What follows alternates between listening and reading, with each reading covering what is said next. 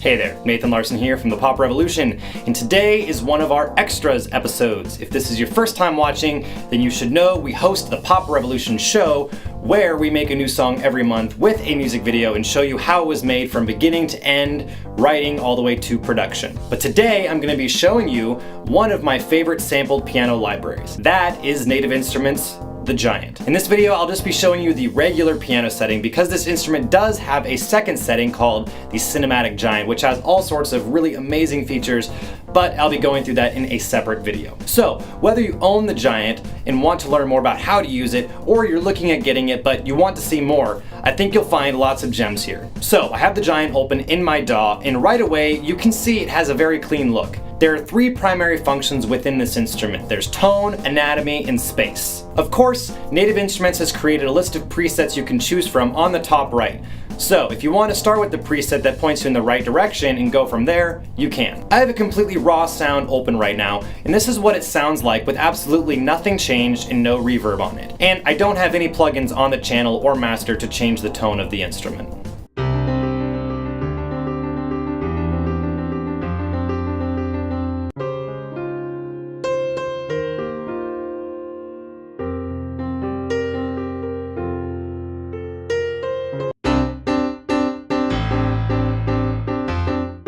Right out of the gate, this already sounds pretty good. But what's amazing is that with a few small tweaks, you can completely change the whole tone and feel of the piano. Let's talk about the tone control on the top left of the instrument. First, on the macro control, you have two functions, the color wheel and the XXL button. The little playhead you see on the top right of the tone section opens even more features. So these macro controls are for really quick and big adjustments. And when you open the tone control more, you can get really nitpicky. The color wheel is where you can control how hard or soft the piano sounds. You can get really edgy and aggressive tones if you turn the wheel right toward the hard side, and you can get some really soft and mellow tones if you turn the wheel left towards the soft side. Here are a couple quick examples.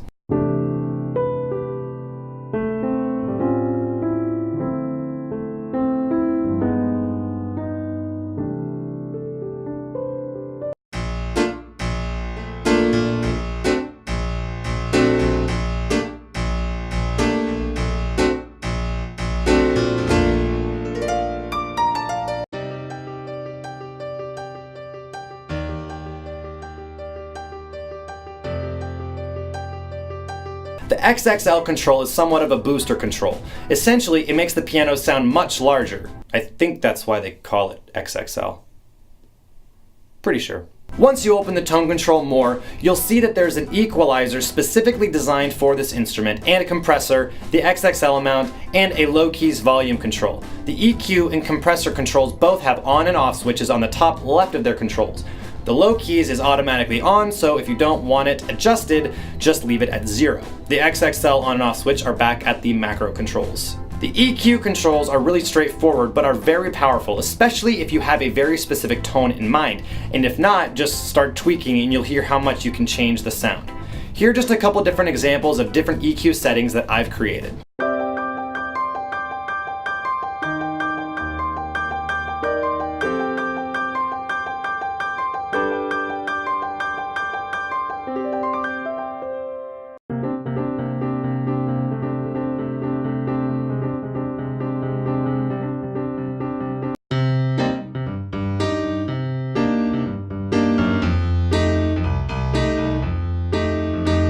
The compressor is very simple with only an amount control, which is your threshold, and presets that determine how hard or soft to compress, which is essentially your ratio.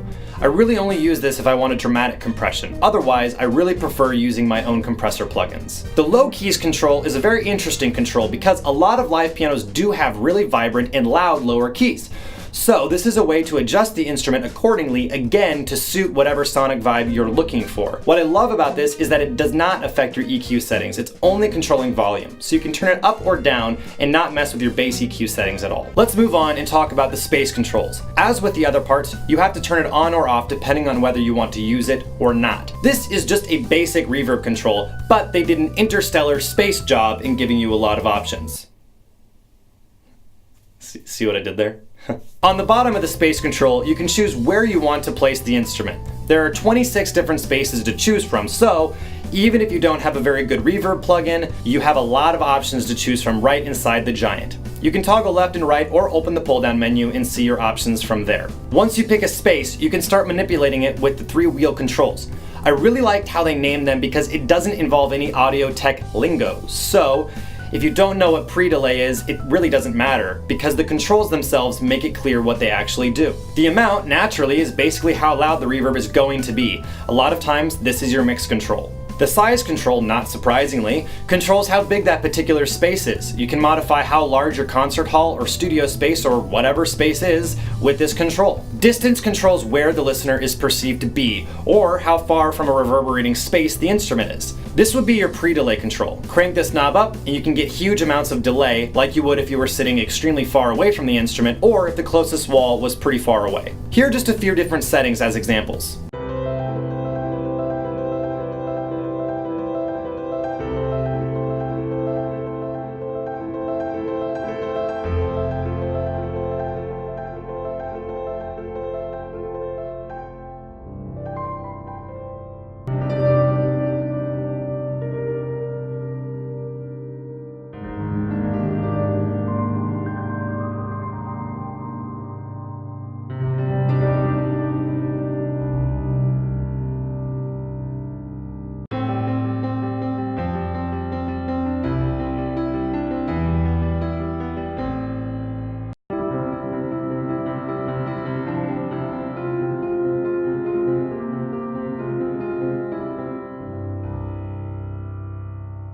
Finally, the anatomy controls. The macro controls are the dynamic range and resonance. The dynamic range is essentially how sensitive the instrument is going to be when you play it. If you turn this up, it'll allow you to play very softly and very loudly very easily. So if you have weightless keys, this is going to help you be more expressive. Turn it down and it'll restrict your dynamic range. So if you want a very consistent dynamic range, this is where you can control that. The resonance control is essentially how resonant the instrument itself is. It's subtle but very useful in making this instrument sound more realistic. It's in the fine details that make all the difference, which is why this control is so awesome.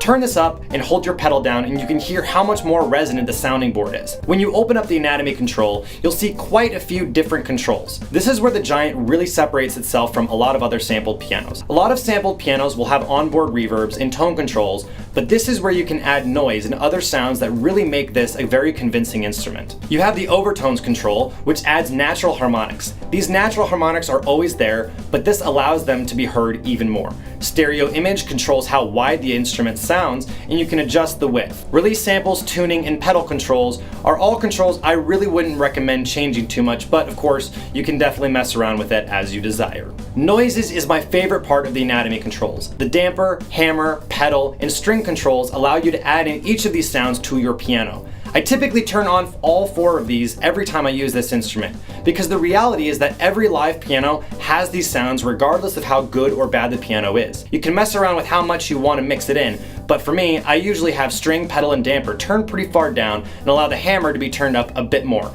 And the reason is because that is actually how a typical piano is going to sound, more or less. Here's some examples of that.